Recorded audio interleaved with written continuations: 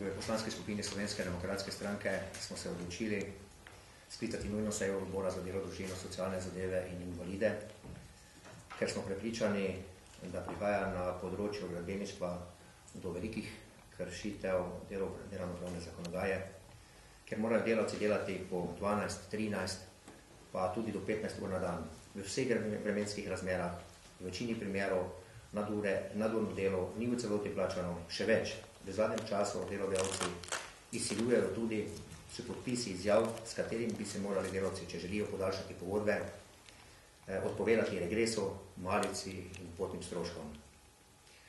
Če mi dovolite, bi prebral citat enega izmed zaposlenih na tem projektu in sicer citiram: "Vsak dan delamo, naj bo sobota, nedelja ali prazniki, po 10, tudi po 15 ur.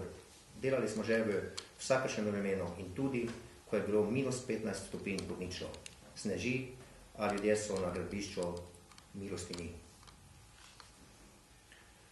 Poleg tega pa, verjeli ali ne, ne da za 300 delovnih ur na mesec prejmejo neto plačilo v višini borih 250 evrov, kar jim seveda od neto prejemka, ki je med 400 in pa 500 evrov, odštejejo še stanarino. To je pa nedopustno, nesprejemljivo in seveda človeku nedostojno plačilo, s katerim seveda nikakor ni mogoče preživeti. Takšna izigravanja zakonodaje je v Slovenski demokratski stranki nesprejemljivo in je seveda nujno potrebno nekaj storiti. Najbolj izpostavljen je primer izgradnje stadiona v Stožicah, kjer se ta zakonodaja na veliko krši. Ključne aktere te investicije zanimajo samo in edino v roki, da bodo do lokalnih volitev izpeljali projekte, ne glede na to, da se vzpostavlja suženjski odnos do zaposlenih, ki izvajajo dela na tem projektu. To gradbišče je seveda v lanskem letu obiskal tudi predsednik Republike dr. Türk, prav tako ljubljanski župan gospod Janković in seveda šolski minister dr. Lukšič. Vendar nihče ni opazil teh spornih kršitev delavskih pravic. Inšpektorja je po pritisku sindikata, torej inšpekcija je po pritisku sindikata obiskala izvajalce tega projekta in je ugotovila, da se zares na veliko krši zakonodaja in bo seveda v skladu s svojimi pooblastili tudi ukrepala. V Slovenski demokratski stranki smo prepričani, da je takšnim kršitvam, kot se dogajajo pri izgradnji stadiona v Stožicah, potrebno narediti konec. Ugotavljamo, da so za takšne kršitve kazni prenizke in bi bilo potrebno zvišati. Če smo pravna država in bi se seveda sindikati, inšpekcijske službe, po potrebi pa tudi ministrstvo morali vključiti, da se takšne kršitve najprej ne zgodijo in tudi ne nadaljujejo. Predajam besedo kolegici Alenki Jeraj. Hvala. Lep pozdrav tudi v mojem imenu.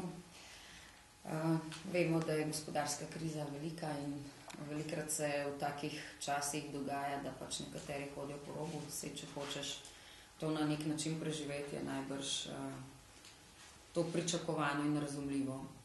Vendar pa bi v naši stranki pričakovali, da bi ministrstvo glede na to in na vse podatke, ki jih dobiva, torej tudi sindikati, na katere se delavci obračajo bistveno v večjem številu kot v letih prej, da bo ministrstvo za delo, družino in socialne zadeve ukrepilo delo inšpekcij. Mi se vsako leto, ko obravnavamo poročilo inšpektorata za delo, srečujemo v bistvu z enim in istim problemom, pravijo, da nimajo dovolj kapacitet, da bi lahko te stvari bolj učinkovito nadzorovali. In že omenjen je pač trenutno najbolj aktualen problem, torej gradnja stadiona v Stožicah, kjer pa so mnogi kljub strahu morda pred izgubo službe in še kaj podobnega spregovorili o tem. Mediji ste objavili določene podatke, tudi sindikati so javno povedali, koliko je pritožb delavcev in na ta način nekako prisilili inšpekcijo, da se je problema lotila. vendar pa je pogosto potem izgovor vedno, da je premalo kapacitet in podobno. Zdaj krivcev za to, da do tega prihaja najbrž več, zagotovo najprej investitor, ki je nenormalno spreminjal roke za dokončanje del, torej neki dogovorjeni roki, ki se potem za bistveno skrajšajo. Potem izvajalci, ki jih je normalno s tem investitor pritisnil v zid, mnogi pravijo, da penalov, torej če ne dokončajo do rokov, ne bi mogli plačevati in bi to lahko pomenili tudi propad podjetja. Normalno potem oni pritiskajo na delavce in od njih zahtevajo več in več, torej nadure, da se odpovedo plačilo oziroma delajo za zelo nizko plačo.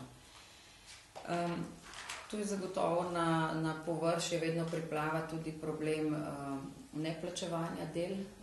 Mi smo z mnogimi ukrepi, ki smo jih sprejeli, opozorili na to, da je to problem in da bi tu morala država kaj več narediti. Ker je logično, če pač delodajalec ne dobi plačila za tisto, kar dela, potem tudi sam ne more naprej izplačevati plač delavcem.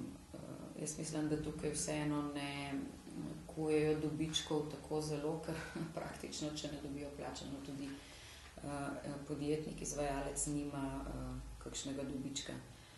Verjetno je pa tudi v interesu večine, da podjetja ohranijo in da delajo naprej kljub krizi. Zato smo predlagali, oziroma bomo, ko smo ob sklicu, zahtevi za sklic seje odbora za delo, družino, socialne zadeve in invalide, predlagali tudi 3 sklepe, to smo vam dali v gradivu. Torej, da nas inšpektorat, ministrstvo seznanijo z razmerami in kaj so tudi sami ugotovili. Mi smo predlagali, da se vabi seveda tako predstavnike Mestne občine Ljubljana, verjetno župana, potem tudi Zvezo svobodnih sindikatov, podjetja, ki so glavni izvajalci del, Gospodarsko zbornico, Socialno zbornico, tudi varuhinjo človekovih pravic, vse tiste, ki bi morali ob teh jasnih kršitvah, ki jih lahko spremljamo praktično dnevno, opraviti svoje delo oziroma nekaj reči in se do tega opredeliti. Tudi tisti, ki so v svoja imena strank in programe zapisali, da so socialni in bodo delali za socialno državo. Tretji sklep, ki ga predlagamo v okviru torej razprave na seji, predvidevamo, da bo šla tudi v to smer, pa je, da ministrstvo okrepi in omogoči inšpektoratu za delo, da bodo lahko bolj učinkoviti. Zdaj, če to pomeni tudi spremembo zakonodaje, seveda jo bomo v tem primeru tudi podprli. Predvsem pa je treba najbrž zagotoviti pogoje za delo res inšpektoratu, kajti, kot rečeno, v času krize je najbrž teh kršitev bistveno več kot pa v nekih drugih časih in mora temu tudi slediti pač ministrstvo in inšpektorat kot tak.